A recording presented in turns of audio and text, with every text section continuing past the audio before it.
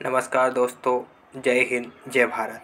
मैं सूरज शर्मा आपकी मेरी इस वीडियो में स्वागत करता हूं और इस वीडियो में हम बात करेंगे बाल विकास व शिक्षा शास्त्र के जो रीड लेवल फर्स्ट व सेकंड में आता है।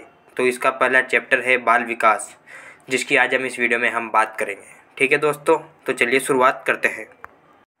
सबसे पहले बाल मनोविज्ञान या बाल विकास का अध्ययन जॉन लॉक ने किया था। उसके बाद सबसे पहले बाल विज्ञान का मनोवैज्ञानिक विवरण प्रस्तुत किया पेस्टालोजी ने। बाल विकास का जनक स्टैनली हॉल को कहा जाता है, जो यूएसए के थे। बाल विकास में गुणात्मक व परिमाणात्मक दोनों प्रकार के बालक में परिवर्तनों को सम्मिलित किया जाता है।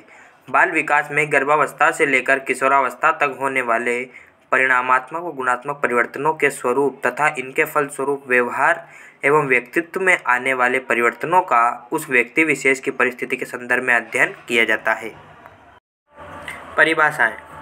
क्रो एंड क्रो के द्वारा बाल मनोविज्ञान वह वैज्ञानिक अध्ययन है जो व्यक्ति के विकास का अध्ययन गर्भकाल के प्रारंभ से किशोरावस्था की प्रारंभिक अवस्था तक करता है। और दूसरी परिभाषा है बर्ग की। बाल विकास मनोविज्ञान की एक शाखा है जिसमें व्यक्ति की जन्म पूर्व अवस्था से परिपक्व अवस्था तक होने वाले सभी परिवर्तनों का अध्ययन किया जाता है। बाल विकास की प्रकृति वैज्ञानिक है। वृद्धि और विकास की संकल्पना। अभिवृद्धि और विकास में अंतर। तो अभिवृद्धि परिमाणात्मक या मात्रात्मक संबंधी परिवर्तन है, जबकि विकास गुणात्मक व मात्रात्मक परिवर्तन है। और वृद्धि में शारीरिक परिवर्तन होता है। विकास एक सतत प्रक्रिया है। अभिवृद्धि एक निश्चित उम्र तक चलने वाली प्रक्रिया है और विकास जन्म से लेकर जीवन पर्यंत तक चलने वाली प्रक्रिया है। विकास व वृद्धि की परिभाषा। जेम्स ड्रेवर के अनुसार विकास प्राणी में होने वाला प्रगतिशील परिवर्तन है जो किसी लक्ष्य की ओर निर्देशित करता है। तो इसको याद करने की ट्रिक है, ड्राइवर हमेशा लक्ष्य की ओर बढ़ता है। उसके बाद आता है हरलॉक। शारीरिक अंगों की लंबाई, भार में वृद्धि, चौड़ाई में वृद्धि, मस्तिष्क के आकार व संरचना में वृद्धि। उसके बाद आता है गैसेल की परिभाषा।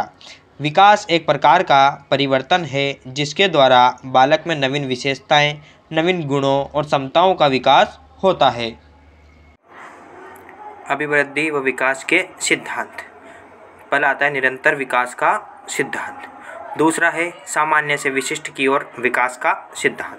तीसरा है विकास क्रम का सिद्धांत। चौथा परस्पर संबंध का सिद्धांत। पांचवा है व्यक्तिगत विभिन्नताओं का सिद्धांत। छठा है निकट से दूर का सिद्धांत। सातवां है विभिन्नताओं का सिद्धांत। आठवां विकास की भविष्यवाणी का सिद्धांत। अगला है निश्चित दिशा का सिद्धांत। विकास एक निश्चित दिशा में ही होता है जो सिर से अन्य अंगों की ओर होता है। ठीक है। उसके बाद आता है स्वाभाविक लक्षणों का सिद्धांत। तो इसमें बताया जाएगा बच्चे के, इसको देखकर हम बता सकते हैं कि बच्चे का स्वभाव कैसा है, उसका व्यवहार कैसा है। उसके बाद आता है विकास की एकरूपता का सिद्धांत। विकास की एकरूपता मतलब विकास का क्रम इसमें दर्शाया जाता है। और निरंतर विकास का सिद्धांत क्या है, इसमें ये बताते हैं कि व्यक्ति का या बालक का विकास निरंतर होता रहता है। ये अलग अलग अवस्थाओं में अलग अलग तरीके से होता है, कहीं तीव्र हो जाता है, कहीं मंद हो जाता है। सामान्य से विशिष्ट की ओर सिद्धांत। सबसे पहले बच्चे का सामान्य विकास होगा, उसके बाद ही उसमें विशिष्टता आती जाएगी। तो सामान्य से विशिष्ट के सिद्धांत ये बताता है। विकास क्रम का सिद्धांत। विकास क्रमिक रूप से होगा, एक के बाद एक क्रम के अनुसार बालक में विकास होता है। उसके बाद परस्पर संबंध का सिद्धांत। बालक के विकास में और अभिवृद्धि में परस्पर संबंध होते हैं, उसमें जैसा जैसा व्यवहार होता जाएगा उन व्यवहारों के मध्य परस्पर संबंध होता है। उसके बाद आता है व्यक्तिगत विभिन्नताओं का सिद्धांत। तो प्रत्येक बालक में एक बालक अपनी व्यक्तिगत विभिन्नताएं रखता है। सभी बालक में एक अलग अलग स्पेसिफिक गुण होते हैं, अलग अलग दोष होते हैं। और निकट से दूर का सिद्धांत होता है कि पहले निकटता के विकास होगा, उसके बाद दूर का विकास होगा। विभिन्नताओं का सिद्धांत।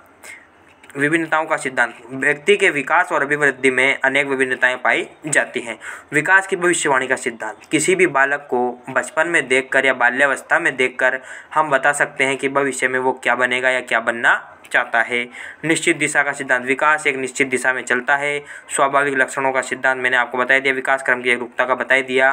दोस्तों ये जो टॉपिक हम पढ़ रहे हैं बाल विकास और शिक्षा शास्त्र, ये रीट लेवल फर्स्ट व सेकंड लेवल में बहुत कारगर साबित होता है। तो मैं आपके लिए ऐसी उपयोगी वीडियो बनाता रहूँगा। आप इस वीडियो को देखें, पढ़ें, हो सके तो आप इसके नोट्स भी बना लें। धन्यवाद दोस्तों। जय हिंद, जय भारत।